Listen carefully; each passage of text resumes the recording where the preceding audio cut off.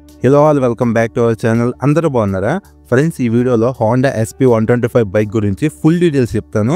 ఎవరైతే ఈ బైక్ను కొందాం అనుకుంటున్నారో మీరు స్కిప్ చేయకుండా లాస్ట్ వరకు చూడండి. వీడియో ఇంట్రెస్టింగ్గా అలానే యూస్ఫుల్గా ఉంటుంది. ఫస్ట్ ఆఫ్ ఆల్, ఈ హోండా SP125 అనేది టోటల్గా 2 మోడల్స్ అవైలబుల్గా ఉంది. Drum model, disc model. నేను రివ్యూ చేసిన మాత్రం డిస్క్ మోడలే. మీరు తీసుకుంటే డిస్క్ మోడలే తీసుకోండి, డ్రమ్ వద్దు. ఎందుకంటే డిస్క్ మోడల్లో బ్రేకింగ్ పర్ఫార్మెన్స్ బాగుంటుంది, బ్రేకింగ్ బైట్ కూడా బాగుంటుంది. డ్రమ్ మోడల్లో తక్కువ ఉంటుంది అనమాట. సో ఏదేమైనా మీకు నచ్చిన దాన్ని సెలెక్ట్ చేసుకోండి, ఎందుకంటే చాయిస్ మీదే కాబట్టి నేను చెప్పాల్సింది చెప్పాను. బ్రేకింగ్ పర్ఫార్మెన్స్ ఎక్కువ కావాలనుకుంటే డిస్క్ మోడల్ తీసుకోండి, బ్రేకింగ్ పర్ఫార్మెన్స్ తక్కువ ఉన్నా పర్లేదు అనుకుంటే డ్రమ్ మోడల్ తీసుకోండి. నెక్స్ట్ ఈ బైక్ కలర్స్ గురించి డిస్కస్ చేస్తే టోటల్గా 5 కలర్స్ ఉన్నాయి. Green, red, grey, black, blue.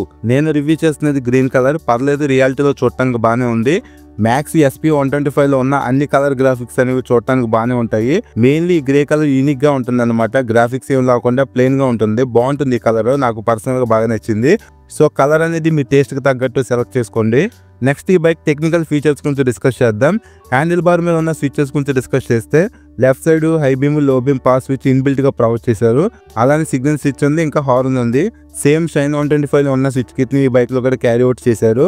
Right side లో ఓన్లీ రెడ్ కలర్ లో సింగిల్ స్విచ్ ఉంది. ఇందులోనే ఇన్బిల్ట్ గా ఇంజిన్ కిల్ స్విచ్ ను అలానే సెల్ఫ్ స్టార్ట్ ను ప్రొవైడ్ చేశారు. పర్లేదు, స్విచెస్ క్వాలిటీ డీసెంట్ గా ఉన్నాయి. Next handle wise black colour లో single piece metal wide handle bar ని ప్రొవైడ్ చేశారు.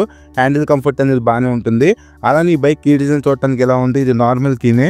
నెక్స్ట్ మనం కన్సోల్ ఫీచర్స్ గురించి డిస్కస్ చేస్తే ఈ బైక్ లో full digital black and white console ని ప్రొవైడ్ చేశారు.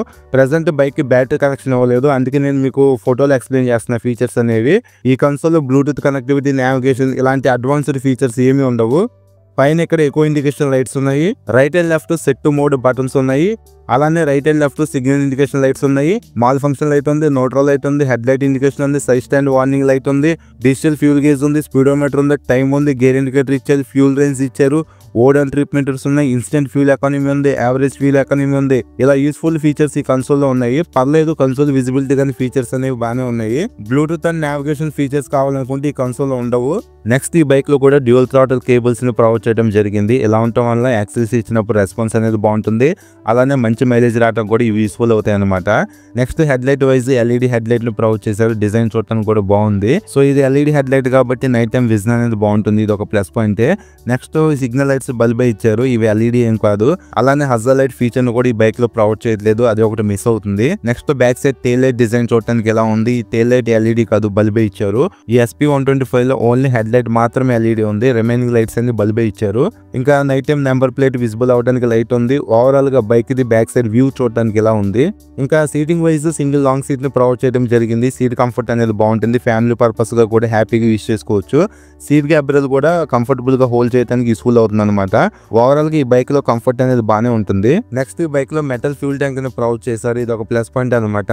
ఇంకా స్పోర్టివ్ లుక్ కోసం ట్యాంక్ సైడ్స్ ఎక్స్టెన్షన్స్ కూడా ప్రొవైడ్ చేయడం జరిగింది. ఇవి ఉండటం వల్ల బైక్ అనేది కొంచెం స్పోర్టివ్ లుక్ లో బాగా కనిపిస్తుంది. నెక్స్ట్ ఈ బైక్ మెయిన్ హార్ట్ అయిన ఇంజిన్ గురించి డిస్కస్ చేస్తే single cylinder 4 stroke 2 valves 123.94 cc BS6 SOEC engine ఈ బైక్ యూజ్ చేయడం జరిగింది. పవర్ ఏమో 10.8 bhp ను, torque 10.9 newton metres engine produce చేయగలదు. టోటల్ గా 5 గేర్స్ ఉన్నాయి. అలానే cooling system wise air cooling system ఉంది. ఈ బైక్ లో కిక్ స్టార్, సెల్ఫ్ స్టార్ రెండు ప్రొవైడ్ చేస్తున్నారు, ఇది ఒక ప్లస్ పాయింట్. సేమ్ షైన్ 125 ఏ ఇంజిన్ ఉంటుందో ఈ బైక్ లో కూడా సేమ్ ఇంజిన్ ఉంటుంది. నేను ఈ రెండు బైక్స్ రైడ్ చేశాను. రైడ్ చేసేటప్పుడు షైన్ 125 కంటే ఈ SP125 బైక్ రైడింగ్ ఫీల్ అనేది నాకు బాగా నచ్చింది. ఆ సిట్టింగ్ పోస్టర్ కానీ బైక్ ని మనం తోలుతున్నప్పుడు ఆ ఫీల్ అనేది కొంచెం స్పోర్టివ్గా ఉందన్నమాట. సో మీరు కూడా ఈ బైక్ని కొనే ముందు టెస్ట్ రైడ్ చేయండి, అప్పుడు మీకు ఫీల్ అనేది మీకు అర్థమవుతుంది. మీరు డైలీ కమ్యూటింగ్ చేయాలన్నా, మినిమల్ లాంగ్ రైడ్స్ చేయాలన్నా ఇంజిన్ పర్ఫార్మెన్స్ అనేది సరిపోతుంది అనమాట. నెక్స్ట్ టైర్స్ గురించి డిస్కస్ చేస్తే ఫ్రంట్ లో 80/100 18 ఇంచ్ టైర్ ని ప్రొవైడ్ చేశారు. ఫ్రంట్ టైర్ ప్రొఫైల్ చూడటానికి ఇలా ఉంది. అలానే అలౌల్ డిజైన్ కూడా సింపుల్ గా ప్రొవైడ్ చేయడం జరిగింది. నెక్స్ట్ బ్రేకింగ్ వైజ్ ఫ్రంట్ లో 240mm డిస్క్ ఉంది. నిసిన్ కంపెనీ బ్రేక్ క్యాలిపర్స్ ని యూజ్ చేశారు. Next back side 100/80 18 inch tyre ని ప్రొవైడ్ చేశారు. బ్యాక్ సైడ్ టైర్ ప్రొఫైల్ చూడటానికి ఎలా ఉంది. బ్యాక్ సైడ్ కూడా 130mm డ్రమ్ బ్రేక్ ని ప్రొవైడ్ చేశారు. నెక్స్ట్ ఈ బైక్ లో back suspension wise 5 step adjustable twin shock absorbers ని ప్రొవైడ్ చేశారు. మన కంఫర్ట్కి తగ్గట్టు టోటల్గా 5 steps back side suspension adjust చేసుకోవచ్చు. ఇంకా ఈ బైక్ గ్రాఫిక్స్ చూడటానికి ఎలా ఉన్నాయి సింపుల్గా, ఫ్రంట్లో హోండా అని చెప్పి 3D బ్యాడ్జింగ్తో మెన్షన్ చేశారు. పర్లేదు సింపుల్గా ఉన్నాయన్నమాట బైక్లో గ్రాఫిక్స్ అనేవి. Next front suspension wise 31mm telescope ఫోక్స్ని ప్రొవైడ్ చేయడం జరిగింది. ఇంకా రైడర్కి రబ్బర్ ఫుట్ రెస్ట్ని ప్రొవైడ్ చేశారు. అలానే పిలియన్కి రౌండ్ రబ్బర్ ఫుట్ రెస్ట్ని ప్రొవైడ్ చేయడం జరిగింది. ఎగ్జాస్ట్ డిజైన్ చూడడానికి ఎలా అయితే ఉందన్నమాట. పైన క్రోమ్ ఫినిష్లో హీట్ షీల్డ్ని ప్రొవైడ్ చేశారు.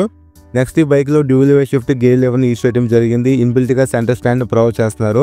ఇది ఒక ప్లస్ పాయింటే. నెక్స్ట్ లేడీస్కి safety wise side step foot rest ఉంది. ప్లాస్టిక్ శారీ గార్డ్ని ప్రొవైడ్ చేయడం జరుగుతుంది.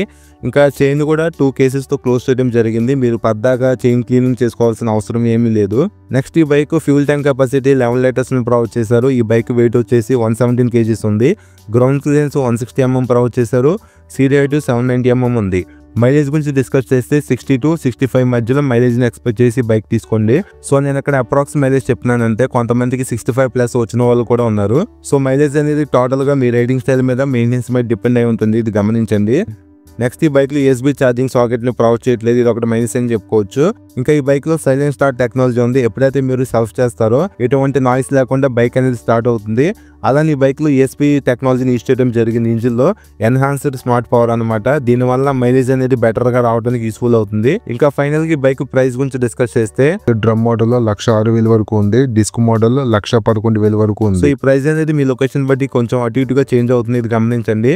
ఇంకా హోండా షోరూమ్స్ అనేవి ఎక్కువ ఉంటాయి కాబట్టి సర్వీస్ రీచ్ అనేది ఈజీగానే ఉంటుంది. అలానే ఈ బైక్ మెయింటెనెన్స్ కూడా పర్లేదు, తక్కువే ఉంటుంది. నెక్స్ట్ కొంతమంది అడుగుతుంది ఏంటంటే షైన్ 125 బైక్ మెయింటెనెన్స్ తక్కువ ఉంటుందా, SP 125 మెయింటెనెన్స్ తక్కువ ఉంటుంది అని అడుగుతున్నారు.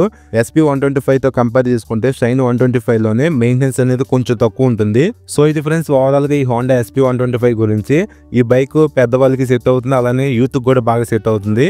సో ఎవరైతే తక్కువ బడ్జెట్లో 125cc ఒక బైక్ని చూస్తున్నారో యూత్ స్టేజ్లో ఉన్న వాళ్ళు ఈ బైక్ని మీరు హ్యాపీగా తీసేసుకోవచ్చు. లుక్స్ అనేవి బాగున్నాయి, పర్ఫార్మెన్స్ బాగుంటుంది, మైలేజ్ కూడా ఎక్కువ ఇస్తుంది, మెయింటెనెన్స్ కూడా తక్కువ ఉంటుంది.